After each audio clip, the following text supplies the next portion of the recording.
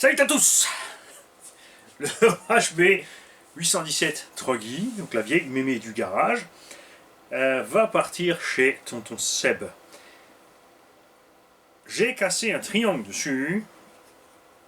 C'est la première pièce qui pète dessus depuis tout le temps qu'il traîne dans le garage, ce machin. Hein, comme dit, c'est moi qui ai conduit, Géronimo, Ludo, encore moi. Et aucun de nous ne l'a économisé. Et j'ai cassé le triangle de suspect. 2 fois à l'instant. Alors pour réussir à le péter, j'y suis allé comme un bourrin. Et je vais te montrer où. Regarde, je suis resté accroché là. Je suis arrivé plein gaz, donc j'ai tapé, enfin j'ai atterri sur un petit seau. J'étais enfoncé, j'ai mis gaz à fond, il est parti à mort et là il y avait un gros pavé ancré dans le sol. Je suis resté accroché dessus. L'engin est parti en toupie et j'avais 2 morceaux de bras. Ça, il nous a fallu plus d'un an pour arriver à le faire et des paquets et des paquets et des paquets de run. Donc pour tonton Seb, je n'ai pas fait dans le détail, j'ai acheté tout de suite 4 bras de suspect. Donc là, je vais remplacer l'avant droit qui était cassé. Tu as les autres, si tu veux changer, tous par des neufs pour repartir tous sur des neufs. Mais il n'y a pas besoin. Et on va venir un peu sur la structure là-dedans. Je vais vous dire pourquoi ce bras a cassé sans rien casser d'autre. C'est justement ce qui est génial là-dessus. Alors déjà au début on avait peur hein, que les tourelles carbone et tout pour le bâche, on s'est dit ça va mal finir. Résultat, zéro problème. Hein. Et pourtant on ne peut pas dire qu'on s'est pas retourné avec le vaisseau. Évidemment la Caro Proline a bien couvert la tourelle. Tu vois, on a... Bon, après on n'était pas tant que ça non plus sur le toit, tu vois, on n'a pas défoncé. La Caro a tenu bon. Châssis, il y a des traces, il y a des rayures. Pas de bosse, pas de pliure, rien. On avait mis un petit skid plate à avant et arrière là. RPM, donc ça c'est SC10 en version RPM Pro, RPM justement. Team Asso SC10 ou DB10 Pro, c'est le même. Enfin, pour le DB10 c'est trop long, mais ça se monte sur les deux, c'est la même plateforme. Moi j'ai tout simplement repercé le patin aux anthrax des trous de fixation de la cellule, j'ai tout vissé ensemble pour pas faire de trous en plus dans le châssis. Cet engin, donc tu peux le rouler avec des shorties, tu peux déplacer les masses à fond en avant en arrière. Et ce qui est cool, c'est ça. Regarde, les cales de train sont vissées à la cellule. Cellule de super bonne qualité. C'est vrai que quand tu as des engins avec des cellules de qualité moins bonne, vaut mieux que les cales soient vissées au châssis. Comme ça, les efforts se répercutent sur les cales et le châssis et pas sur la cellule elle-même. Donc ça évite d'arracher les vis ici. Comme c'est le cas chez Coralie où après quelques impacts, tu as les cellules qui se séparent du truc. On a donc les cales, on a l'U70-75 qui sont vissées aux cellules et on a une grande vis qui traverse tout ça avec contre-écrou. Là tu te dis pour démonter c'est pas pratique parce qu'il faut chaque fois tenir la tête de l'autre côté. Est-ce que ce serait pas mieux que l'écrou soit là? Eh ben non. Parce qu'ils ont mis, pas à l'arrière parce qu'il y a la place, mais surtout à l'avant dans la cale de train, tu as un petit BTR en haut qui va bloquer la vis. Donc quand tu démontes ton triangle, tu enlèves ta cale de train avant, tu enlèves juste les écrous, puisque la vis ne peut pas tourner, elle est prisonnière. Et ensuite tu glisses ton triangle dehors, l'axe reste en place. Du fait que c'est un écrou, c'est une vis bien balèze de 4 mm en acier, c'est solide. Souvent sur des engins comme Arma, Traxas ou autres, on tord ces axes, des fois on fait vraiment du double SZ avec. Hein. On avait plié dans tous les sens, là ça n'a pas bronché. Et c'est le triangle qui s'est cassé net en deux. Pas très grave au bout d'un an. Tu vois, les autres ont un peu plus de jeu. Celui-là forcément comme il est neuf, un peu moins. Mais c'est pas très grave, c'est un engin qui est maintenant axé pour le loisir.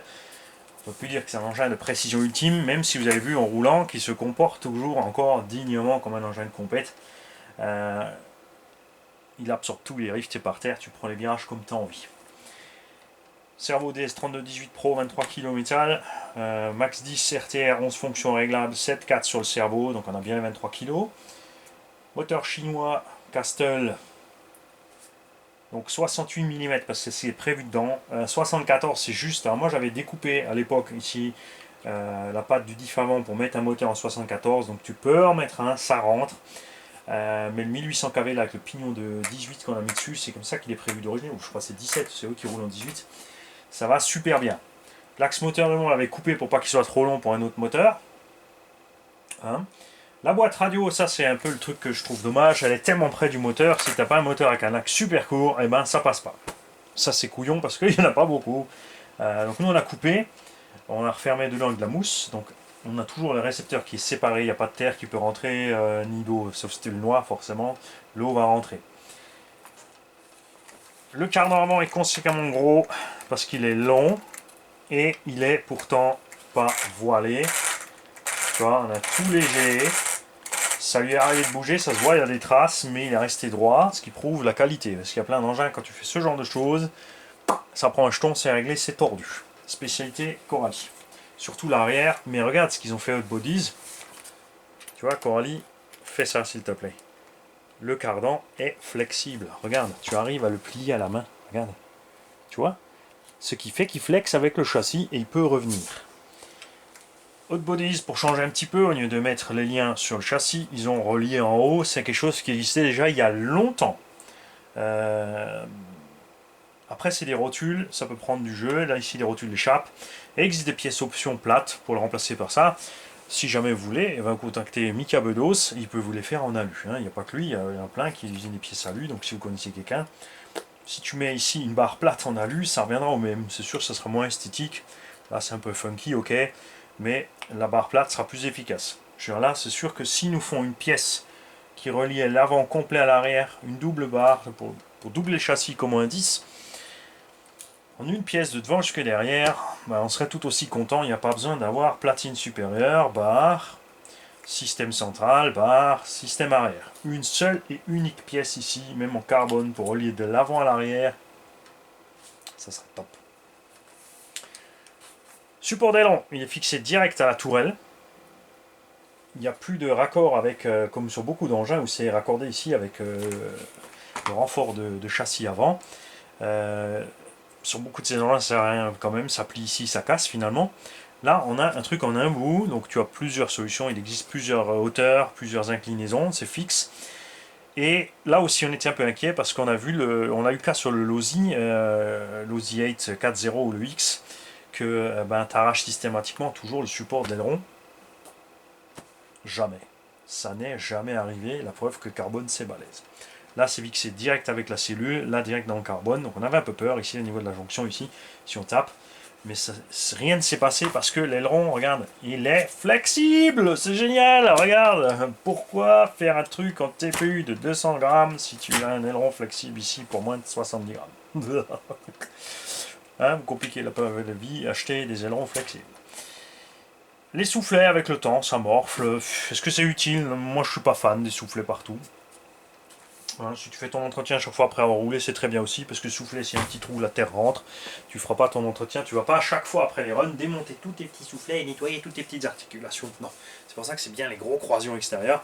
N'empêche que là, ça fait 1 an que ça tourne, pas de problème. Noix et... Regarde les noix et les axes de cardan sur cette bécane. Ça, c'est ce qu'on appelle de la qualité. Hein, tu vois ça? Et on a un compétiteur derrière qui nous a signé quelque chose. Il a dit qu'il ne faut pas vous leurrer les mecs. Hein. Sur une session de roulage, de compète un dimanche, comme ils utilisent le GPS les mecs et les machins et tout, ils arrivent à 40 km sur un jour de course, répercuté tous les week-ends ou tous les 15 jours. Ça fait des kilomètres. Et là, je lui ai dit, effectivement, c'est vrai. Après, les utilisateurs de loisirs comme moi, c'est encore pire. Parce que moi, j'arrive sur le terrain avec 6 ou 8 batteries et je les enfile. Et on fait des lignes droites de 200 mètres et on ne s'arrête pas. Ou, limite, j'ai deux.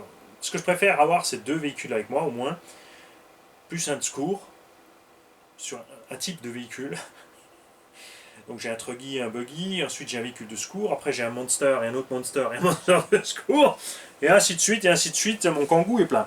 Bref, donc l'idéal c'est évidemment d'avoir 2 caisses, tu passes ton quart d'heure, 20 minutes sur une caisse, ça c'est pareil, en compète il roule 10 minutes sur une session, après ils sont à l'arrêt, il faut le ramassage pour les autres, hein, normal. Nous c'est vrai qu'on roule tous ensemble, pêle-mêle, et on enchaîne, donc c'est un paramètre, c'est vrai qu'on n'a jamais pensé que de mesurer ça. Donc Géronimo m'a filé son GPS, j'ai aussi le mien qui fait la même chose d'ailleurs, tu me diras. Ça serait bien une fois d'enregistrer, de faire une pleine session de 15-20 minutes et d'enregistrer pour voir la distance totale parcourue sur un pack. De passer peut-être le GPS si je roule avec deux machines, de le passer l'une sur l'autre pour voir en fin de compte. Ça impliquerait que j'emmène de quoi le charger parce qu'il ne tiendra pas la journée, que j'y pense, que j'enregistre, que je ne le perde pas en cours de route, que je ne le pulvérise pas quelque part.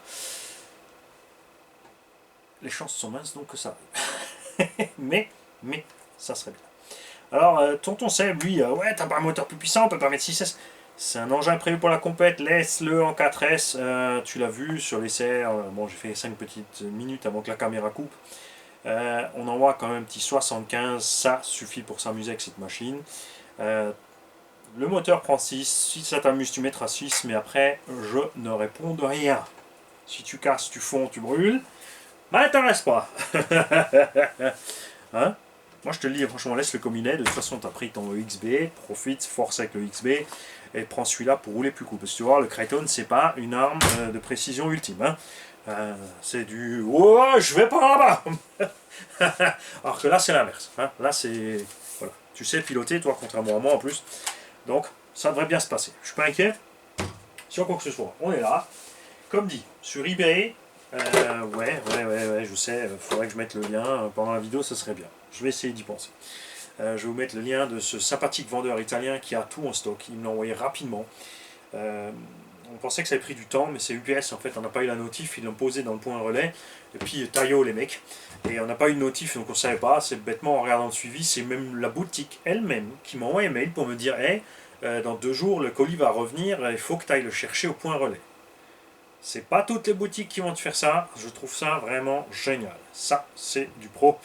Il check ses trucs. Il m'a dit check tous les jours ses envois pour voir ce qui se passe. Et ça, c'est vraiment super de sa part. Donc, voilà, parce qu'il a tout ce qui est hot bodies. Donc, voilà, pareil. Hein, si tu as un Forza, si tu as du King Motor, c'est ce que j'ai fait. J'ai pris les capuchons d'un Morto King pour le King Motor ici. Donc, les hot bodies, on a vu pour mettre sur la King Motor. Je ne vais pas la faire tout de suite après. Après celle-là, on va remonter le Coralie Chronos. Ouais. On va la remonter, mais je ne vais pas y toucher. Non. Lui et moi, c'est une affaire qui ne marche pas. C'est perso entre lui et moi, on n'y peut rien. On ne se supporte pas. C'est un truc, il y a quelque chose qui ne va pas. Première sortie, 5 minutes, un porte-fusée éclaté en deux. Après, bon, le potal, ça, c'est pas sa faute. Il n'y peut rien. Mais on l'a retapé, ensuite triangle, ensuite capuchon d'amorto, ensuite ci, ça. Ouais. J'ai tout le kit V2, donc est-ce que j'aime prendre le temps de le démonter total et de changer tout le kit et de mettre le kit V2, le mettre à neuf vraiment pour quelqu'un qui le veut. Mais il faudra qu'il sache ce qu'il est. On a tous ce problème, que ce soit Mikko, moi, Tokar, tous ceux qui ont dit Coralie, qui ont roulé avec, comme quoi la pub est prévue, pour le bâche. On n'ose pas les revendre derrière. On n'ose pas les vendre, on se dit mais on ne sait pas quoi faire avec. Ils sont posés là, et, voilà, c'est un cale-porte, un cale-meuble, on ne sait pas. C'est comme le Emax à l'époque en fait. Il y a toutes les marques, attention, hein, c'est pas Coralie, toutes les marques sont passées par là. Je vous rassure. Donc c'est pour ça que maintenant nous on attend meilleur plastique.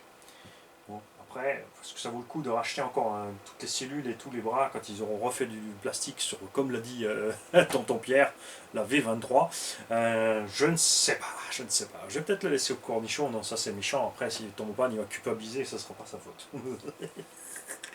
Non, je vous rassure, il y en a qui sont heureux avec leur Coralie, parce qu'ils roulent dans la prairie, tranquille, et ils s'éclatent. Mais si vous roulez tranquille dans la prairie, prenez un vieux machin de compacte. Salut.